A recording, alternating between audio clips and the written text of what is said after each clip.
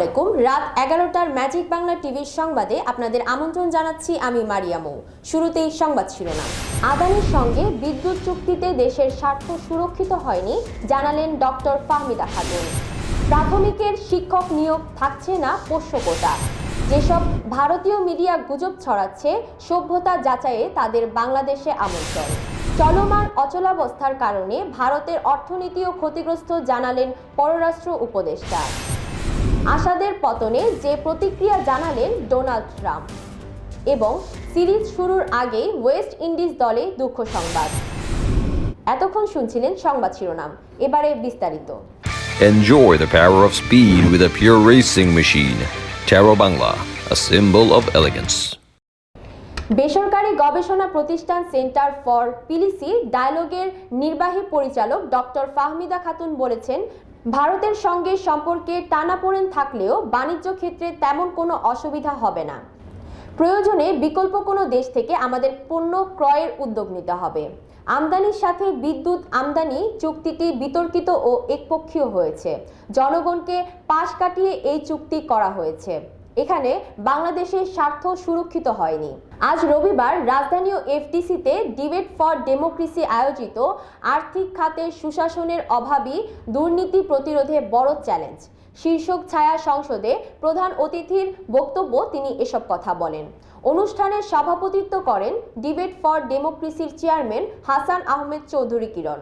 Doctor Fahmida Khatun বলেন, আমানতকারীদের স্বার্থ রক্ষায় বাংলাদেশ ব্যাংক জরুরি ব্যবস্থা বিবেচনায় টাকা ছাপিয়ে দুর্বল ব্যাংকগুলোকে দিয়েছে। এই টাকা কোনোভাবেই ঋণ ও ব্যবসায়িক কাজে লাগানো যাবে না। তিনি বলেন, অপরাধ করে শাস্তি না পেয়ে পার পেয়ে যাওয়া সংস্কৃতি থেকে বেরিয়ে আসতে হবে। তা না হলে ক্ষমতার পালা বদলের সাথে সাথে শোষণ ও দুর্নীতির পালা বদল চলতেই থাকবে। চলমান ব্যাংকগুলোতে এত সমস্যা থাকার পরও বিগত সরকার রাজনৈতিক বিবেচনায় অনভিজ্ঞ ব্যক্তিদের ডিজিটাল ব্যাংকের অনুমোদন দিয়েছে, যেখানে স্বজনপ্রীতি ছিল মুখ্য। ছায়া সংসদে বাংলাদেশ টেক্সটাইল ইউনিভার্সিটির বিতার্কিকদের পরাজিত করে সাউথ ইস্ট ইউনিভার্সিটির বিতার্কিকরা বিজয়ী হন। প্রতিযোগিতায় বিচারক ছিলেন অধ্যাপক আবু মোহাম্মদ রাইস, অধ্যাপক ডক্টর তাজুল ইসলাম চৌধুরী তুহিন, সাংবাদিক মোহাম্মদ তৌহিদুল ইসলাম, সাংবাদিক জাকির হোসেন ও সাংবাদিক দৌলত আক্তার মালা। প্রতিযোগিতা শেষে অংশগ্রহণকারী দলকে ট্রফি, ক্রেস ও সনদপত্র প্রদান করা হয়। প্রাথমিক শিক্ষক নিয়োগে পোষ্য কোটা থাকছে না বলে জানিয়েছেন প্রাথমিক ও গণশিক্ষা উপদেষ্টা অধ্যাপক ডক্টর বিধান রঞ্জন রায় পোদ্দার। তিনি বলেছেন, প্রাথমিকে 93% শিক্ষক নিয়োগ মেধার ভিত্তিতে হবে, থাকছে না কোনো পোষ্য কোটা। আজ রবিবার খুলনা বিভাগীয় কমিশনারের কার্যালয়ে বিভাগের বিভাগীয় কর্মকর্তাদের সঙ্গে মতবিনিময় সভার প্রধান অতিথির বক্তৃতায় তিনি এসব কথা বলেন। বিভাগীয় কমিশনার মোহাম্মদ ফিরোজ সরকারের সভাপতিত্বে অনুষ্ঠানে অন্যান্যদের মধ্যে বক্তব্য রাখেন অতিরিক্ত ডিআইজি জয়দেব চৌধুরী। প্রাথমিক ও গণশিক্ষা উপদেষ্টা বলেন, প্রাথমিক শিক্ষার মনোন্নয়নে শিক্ষক নিয়োগে প্রি সার্ভিস প্রশিক্ষণের উপর গুরুত্বারোপ করা হয়েছে। তাছাড়া প্রাথমিক শিক্ষার মনোন্নয়নে প্রাথমিকের বাজেট বৃদ্ধির সময়ের দাবি। তিনি বলেন, প্রাথমিক পর্যায়ে মানসম্মত শিক্ষা ব্যবস্থা গড়ে তোলা প্রাথমিক ও গণশিক্ষা মন্ত্রণালয়ের একার পক্ষে সম্ভব নয়। এজন্য দরকার সমাজের সবার সামগ্রিক অংশগ্রহণ। সবার সহযোগিতায় শিশুদের স্বাক্ষর করে গড়ে তোলা সম্ভব। এই লক্ষ্য অর্জনে তিনি সবার সহযোগিতা কামনা করেন। অধ্যাপক ডক্টর বিধান রঞ্জন রায় পোদ্দার বলেন, আমাদের দেশে প্রাথমিকের ভৌত অবকাঠামো সুন্দর, কিন্তু এলাকায় সমস্যা আছে, সেগুলো সুন্দর করা হচ্ছে। ঢাকা সিটি কর্পোরেশন ও ঢাকার পার্শ্ববর্তী এলাকায় দৃষ্টিনন্দন স্কুল নির্মাণ করা হচ্ছে। কিছু এলাকায় সমস্যা আছে, সেগুলো সুন্দর করা হচ্ছে। ঢাকা সিটি কর্পোরেশন ও ঢাকার পার্শ্ববর্তী এলাকায় দৃষ্টিনন্দন স্কুল নির্মাণ করা হচ্ছে। তিনি বলেন, আগামী 5 বছরের মধ্যে দেশের সবগুলো প্রাথমিক স্কুলে মিড ডে মিল চালু করা হবে। এই সংক্রান্ত প্রকল্পটি এখন একে পাশের অপেক্ষায় আছে। প্রথম পর্যায়ে 150টি উপজেলায় সব স্কুলে এই মিড ডে মিল চালু হবে। কক্সবাজার ও বান্দরবন সহ দেশের কিছু স্কুলে মিড ডে মিল চালু আছে। বিধান রঞ্জন রায় পোদ্দার বলেন, প্রাথমিক শিক্ষার্থীদের উপস্থিতি বাড়ানোর লক্ষ্যে উপবৃত্তি চালু করা হয়েছে। এতে বিশাল ব্যয় হচ্ছে, কিন্তু তা যে উদ্দেশ্যে করা হয়েছে সেখানে কাঙ্ক্ষিত ফলাফল অর্জিত হচ্ছে না। উপবৃত্তির জন্য প্রাথমিক স্কুলের শিক্ষার্থীদের নাম থাকে, কিন্তু তারা অন্য স্কুলে অধ্যয়ন করছে। ভারতীয় মিডিয়া সহ গুজব ছড়াচ্ছে সত্যতা যাচাইয়ে তাদের বাংলাদেশে আমন্ত্রণ জানিয়েছে প্রধান উপদেষ্টার প্রেস সচিব শফিকুল আলম। আজ রবিবার সকালে নতুন বাংলাদেশ অর্জন, চ্যালেঞ্জ এবং উত্তরণ শীর্ষক এক আলোচনায় এ আমন্ত্রণ জানান তিনি। প্রেস সচিব বলেন, বাংলাদেশ আফগানিস্তান হয়ে যাচ্ছে বলে অনেকেই প্রোপাগান্ডা চালাচ্ছে। তাদের এ দেশের মানুষের সাথে কথা বলে বিভ্রান্তি দূর করা উচিত। এই সময় গণ অভ্যুত্থানের আকাঙ্ক্ষা পূরণে অন্তর্বর্তী সরকার কাজ করছে জানিয়ে শফিকুল আলম বলেন, 31 ডিসেম্বরের মধ্যে সংস্কার কমিশন প্রস্তাবন জমা দেবে, যা নিয়ে রাজনৈতিক দলসহ সবার সাথে আলোচনা করা হবে। সংস্কার শেষেই নির্বাচন হবে। সরকার সঠিক মানুষের হাতে সঠিক দায়িত্ব তুলে দেওয়ার কাজ করছে উল্লেখ করে তিনি বলেন, অর্থনৈতিক অবস্থা, ব্যাংকিং ব্যবস্থা এবং আইন শৃঙ্খলা পরিস্থিতির উন্নতি হয়েছে। পররাষ্ট্র উপদেষ্টা তৌহিদ হোসেন বলেন, বাংলাদেশের সঙ্গে চলমান অচলাবস্থার কারণে ভারতের অর্থনৈতিক ক্ষতিগ্রস্ত হচ্ছে। দ্রুত অচলাবস্থা কেটে যাবে বলে আশা করছি। রবিবার 8 ডিসেম্বর দুপুরে জাতীয় প্রেস ক্লাবে আয়োজিত এক সেমিনারে তিনি কথা বলেন। 40তম সার্ক চার্টার দিবস উপলক্ষে এই সেমিনারের আয়োজন করে সার্ক জার্নালিস্ট ফোরাম। সেমিনারের প্রধান অতিথির বক্তৃতায় তৌহিদ হোসেন বলেন, গত 2-3 মাস ধরে যে দ্বিপাক্ষিক অর্থনৈতিক মন্দা যাচ্ছে তা ভারত ও বাংলাদেশ উভয়কেই প্রভাবিত করছে। সোমবার 9 ডিসেম্বর ভারতের পররাষ্ট্র সচিব আসছেন। তিনি আমাদের পররাষ্ট্র সচিবের সঙ্গে বৈঠক করবেন। আশা করছি ফলপ্রসূ আলোচনা হবে। সার্কের কার্যক্রম নিয়ে প্রধান উপদেষ্টা ডক্টর মোহাম্মদ ইউনুস পজিটিভ জানিয়ে তৌহিদ হোসেন বলেন, সঠিক পদক্ষেপ নিলে আমাদের এই অঞ্চলে দারিদ্র্য কাটিয়ে ওঠা সম্ভব।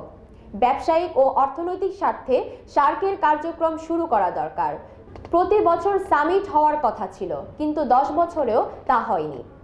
পররাষ্ট্র উপদেষ্টা সার্ক প্রসঙ্গে ভারতের সাবেক কূটনীতির মুচকুন্দু সাবেকে উদ্ধৃত করে বলেন, সার্ক এখন মৃত, তবে তাকে কবর দেওয়া যেন না হয়। আমিও তার সঙ্গে একমত। এই অঞ্চলের মানুষের জন্যই সার্ককে এগিয়ে নিতে হবে।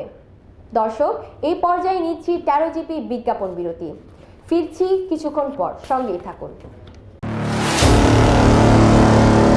We believe in speed. We believe in power. We are built to race. Let's start the joy of riding.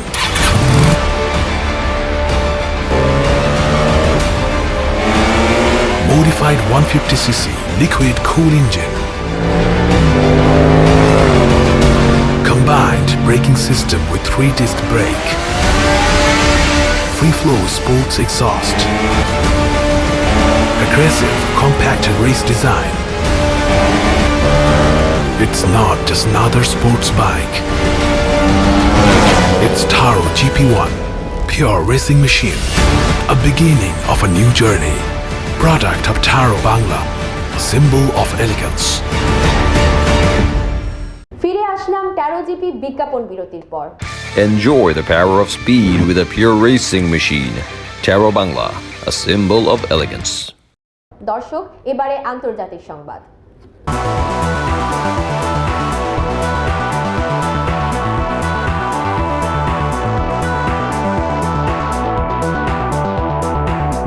সিরিয়ার প্রেসিডেন্ট বাশার আল আসাদ সরকারের পতন নিয়ে যুক্তরাষ্ট্রের নবনির্বাচিত প্রেসিডেন্ট ডোনাল্ড ট্রাম্প সামাজিক যোগাযোগ মাধ্যমে নিজের প্রতিক্রিয়া জানিয়েছেন। তিনি বলেন, আসাদ চলে গেছেন। তার রক্ষক রাশিয়া ভ্লাদিমির পুতিনের নেতৃত্বে তাকে আর রক্ষা করতে আগ্রহী ছিল না। ট্রাম্পের মতে রাশিয়া সিরিয়ার তার উপস্থিতির কোনো কারণ খুঁজে পাচ্ছে না, কারণ ইউক্রেনের যুদ্ধ এবং অর্থনৈতিক দুর্বলতা তাদের মনোযোগ সরিয়ে দিয়েছে। তিনি আরও বলেন, ইসরায়েলের সঙ্গে সংঘর্ষে পরাজয়ের কারণে ইরানও এখন দুর্বল অবস্থানে রয়েছে। ট্রাম্প মন্তব্য করেছেন, সিরিয়ার পতনে রাশিয়া ও ইরান তাদের দীর্ঘস্থায়ী প্রভাব হারাচ্ছে।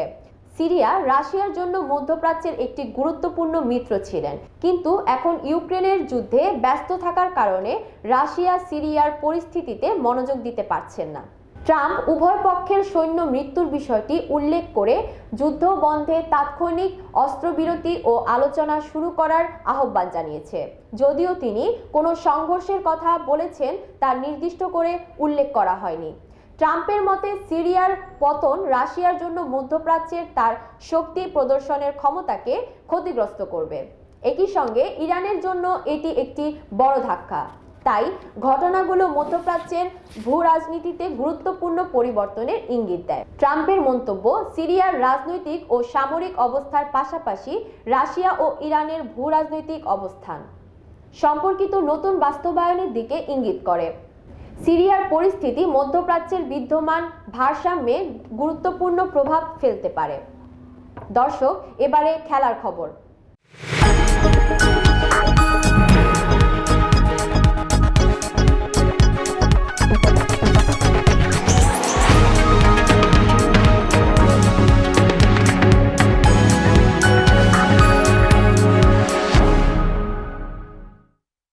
বাংলাদেশের বিপক্ষে 3 ম্যাচের ওয়ানডে সিরিজ শুরুর কয়েকদিন আগেই জোড়া দুঃসংবাদ পেয়েছিল ওয়েস্ট ইন্ডিজ। চোটের কারণে ওয়ানডে সিরিজ থেকে ছিটকে যান দুই পেসার ম্যাথু ফোর্ড ও সামার জোসেফ। চোটের কারণে ওয়ানডে সিরিজ থেকে ছিটকে যান দুই পেসার ম্যাথু ফোর্ড ও সামার জোসেফ।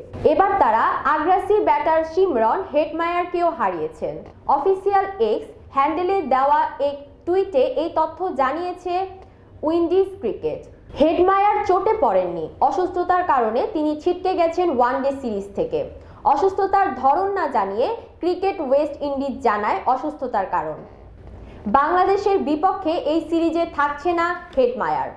পরে তার বদলি হিসেবে টেস্ট সিরিজ খেলা বাঁহাতি ব্যাটসম্যান আলিক আথালেজকে নেওয়া হয়েছে।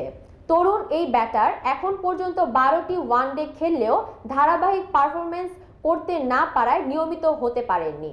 গত বছর ওয়ানডে অভিষেকে 45 বলে 65 রানের ইনিংস খেলেন আথালেজ। পঞ্চম ওয়ানডেতে আবার করেন 65 বলে 66, তবে পরে 7 ওয়ানডেতে ভালো করতে পারেননি। পরবর্তীতে গত অক্টোবরে শ্রীলঙ্কা সফরে ব্যর্থতার পর ইংল্যান্ডের বিপক্ষে সিরিজের দলে জায়গা হয়নি আথালেজের। এবার হেটমায়ারের অসুস্থতা তাকে ফেরার সুযোগ করে দিল। এখন পর্যন্ত ক্যারিবীয়দের জার্সিতে তিনি 27টি আন্তর্জাতিক ম্যাচ খেলেছেন। এর আগে ফোর্ড ও সামার জোসেফের ইনজুরিতে প্রথমবার ওয়ানডে দলে ডাক পেয়েছেন মার্কিন মিন্ডেলি ও জেডি ব্লেডস। আজ সন্ধ্যায় 7:30টায় সেন্ট কিটসের ওয়ার্নার পার্কে প্রথম ওয়ানডেতে মুখোমুখি হবে বাংলাদেশ ও ওয়েস্ট ইন্ডিজ। একই ভেন্যুতে বাকি 2টি ম্যাচ অনুষ্ঠিত হবে 10 ও 12 ডিসেম্বর। শেষ করার আগে শিরোনামগুলো আরও একবার। আদানির সঙ্গে বিদ্যুৎ চুক্তিতে দেশের স্বার্থ সুরক্ষিত হয়নি, জানালেন ডক্টর ফাহমিদা খাতুন।